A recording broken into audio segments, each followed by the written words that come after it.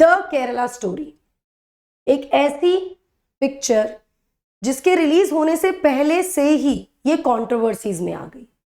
Release होने के बाद ये पॉलिटिकल स्टॉर्म और ज्यादा बढ़ गया, जहां एक पॉलिटिकल पार्टी इसको अप्रिशिएट कर रही है और कह रही है कि सच्चाई दिखाई गई है इस पिक्चर में, वहीं एक पॉलिटिकल पार्टी या कुछ पॉलिटिकल पार्टीज इसके अगेंस्ट हैं और कुछ राज्यों में इसके रिलीज पर, इसको दिखाने पर बैन भी लग गया है।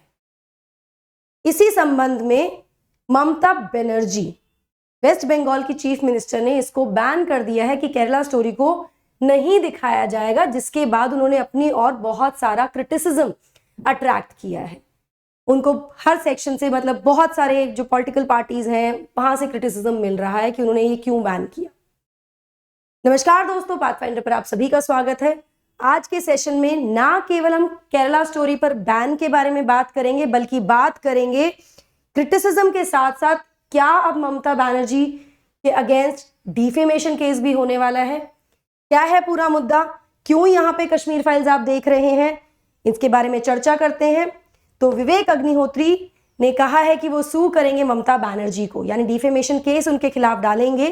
कश्मीर फाइल के डायरेक्टर ने स्लैम किया है दीदी को ऑन हर रिमार्क्स। उन्होंने कुछ इस तरह के रिमार्क्स दिए हैं जिस पर इनको स्लैम किया गया है। इसके बारे में और ज्यादा डिटेल में बात करेंगे, पर उससे पहले मैं आपको समुद्र मंथन के बारे में बता दूं दोस्तों।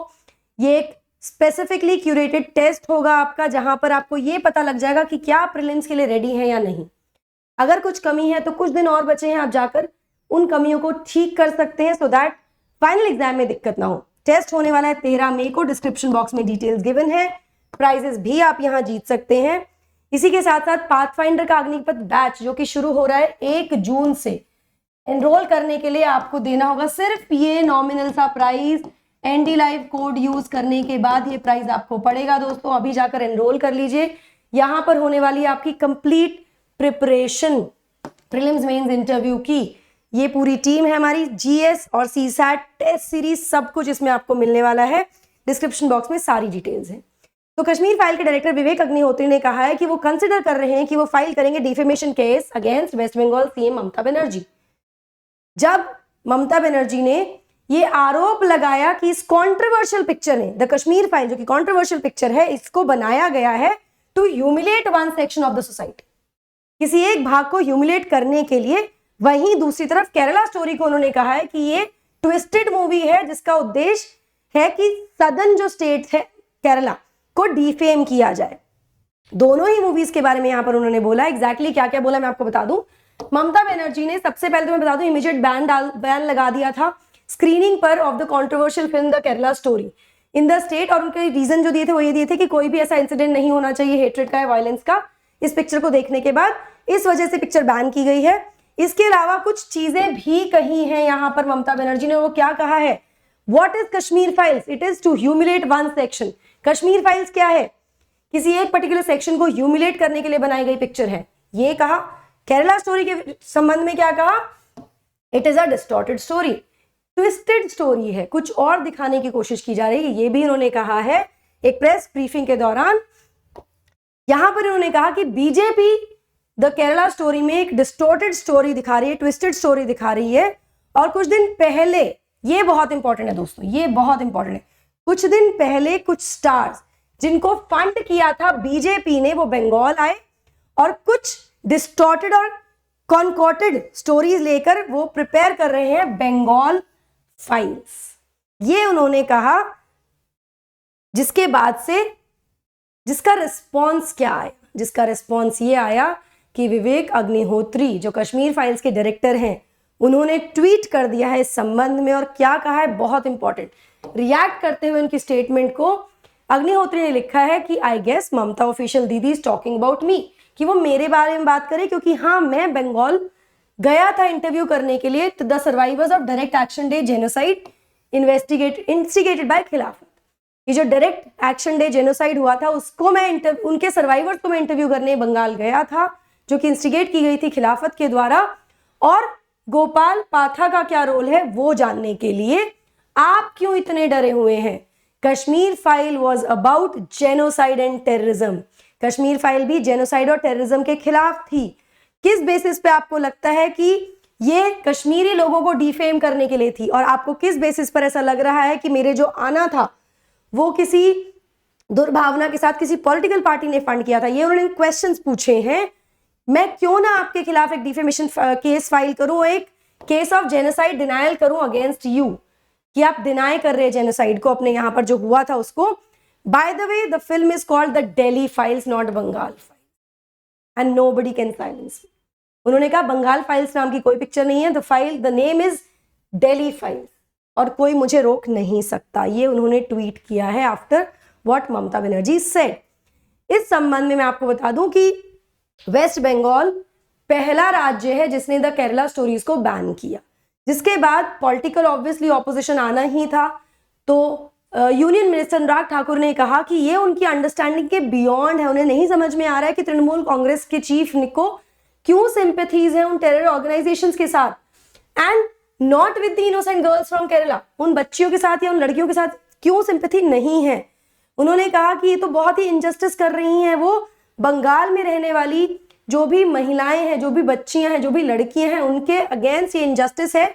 इस पिक्चर को ना देखना, उनको ये क्लियर करना होगा कि वो किस चीज को प्रमोट कर रही है, क्या वो टेररिस्टिक आइडियोलॉजी को प्रमोट कर रही हैं या फिर वो उसके अगेंस्ट खड़ी हो रही हैं। ये उनसे क्वेश्चन पूछे गए। दूसरी तरफ फिल्म के जो प्रोड्यूसर है विपुल शाह, उन्होंने भी कहा है कि वो लीगल एक्शन लेंगे against this ban imposed by the TMC government in West Bengal. तो यहां पर भी लीगल एक्शन की बात की गई है इस बैन के विरुद्ध। नाउ वेस्ट बंगाल की जो यूनिट है उसने भी अक्यूज किया है और ये सब चीजें हुई है। This is not relevant here. यहां मैं आपको बता दूं थोड़ा सा केरला स्टोरीज के बारे में। द केरला स्टोरी जो है इसको डायरेक्ट किया है सुदीप्तो सेन ने। ये फिल्म है, ये डिपिक्ट करती है कैसे जो केरला की महिलाएं हैं, लड़कियां हैं, उनको फोर्स किया गया था कन्वर्ट करने के लिए टू इस्लाम और रिक्रूट किया गया था by terror group IS, Islamic State. ये फिल्म रिलीज हुई थी 5 मई को और तब से ही इसके अगेंस्ट, इसके आसपास पॉलिटिकल स्टॉर्म देखने को मिल रहा है। इस बैन को जस्टिफाई करते हुए जो वेस्ट बंगाल की गवर्नमेंट है उसने कहा है कि हमने इसको बैन किया है ताकि कोई भी इंसिडेंट ऑफ हेटेड और वायलेंस ना हो, इसको अवॉइड किया जा सके और पीस मेंटेन की जा सके राज्य में। इसीलिए इमीडिएट बैन अवॉइड किया गया है, इसलिए इमीडिएट बैन लगाया गया है इसकी स्क्रीनिंग पर। और अगर कोई भी थिएटर इसको नहीं मानेगा तो उसके अगेंस्ट एक्शन लिए जाएंगे अगर वो वायलेट करता है इस बैन को। तो this is about the news. अब बात करते हैं हमारे स्टैटिक टॉपिक की, डिफेमेशन इन इंडिया। ये बहुत ज्यादा न्यूज में है, बहुत ज्यादा चर्चाओं में है, तो इसको समझ लेते हैं दोस्तों। तो आर्टिकल 19 जो है ना हमारा फ्रीडम ऑफ स्पीच, जो फ्रीडम्स है उसमें आर्टिकल 19 क्लॉज 1 जो है वो फ्रीडम ऑफ स्पीच देता है हमें। वहीं आर्टिकल 19(2) है वो कुछ रीजनेबल रिस्ट्रिक्शंस इंपोज करता है to the freedom of speech and expression, जो कि आर्टिकल 19(1) क्लॉज 1 में ए में दी गई है। यहां पर कंटेम्प्ट ऑफ कोर्ट, डिफेमेशन और भड़काने का जो प्रयास किया जाता है किसी ऑफेंस के लिए, ये कुछ एक्सेप्शंस हैं इस फ्रीडम के, ये अलाउड नहीं है। ठीक है। नाउ डिफेमेशन जो है वो एक ऑफेंस है सिविल और क्रिमिनल लॉ दोनों में। It is also civil law के अगेंस्ट भी ऑफेंस है और क्रिमिनल लॉ के अगेंस्ट भी ऑफेंस है। तो defamation is both civil and criminal offence. ठीक है। सिविल लॉ में डिफेमेशन पनिशेबल है under the law of torts, जिसमें इंपोज की जाती है punishment in the form of damages to be awarded to the claimant, damages दिए जाते हैं। वहीं क्रिमिनल लॉ में डिफेमेशन एक बेलेबल, नॉन कॉग्निजेबल ऑफेंस है और कंपाउंडेबल ऑफेंस है। इसके बारे में मैंने पहले भी बात की है। नॉन कॉग्निजेबल का मतलब होता है कि कोई भी पुलिस वाला जो पर्सन है वो अरेस्ट कर सकता है बिना अरेस्ट वारंट के, जो कि इशू किया जाता है मजिस्ट्रेट के द्वारा। तो इमीडिएट अरेस्टिंग हो सकती है in case of criminal defamation. IPC punish करता है ऑफेंसेस को with simple imprisonment up to 2 years और फाइन और बोथ। ठीक है, ये इसमें सजा का प्रावधान है। यहां पर 2 सेक्शन बहुत इंपॉर्टेंट है।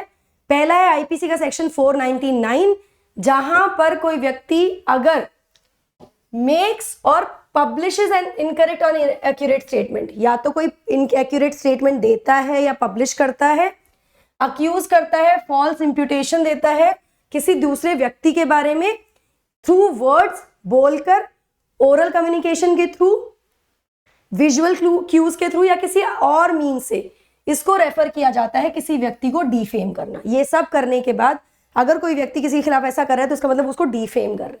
समझ लीजिए इसको।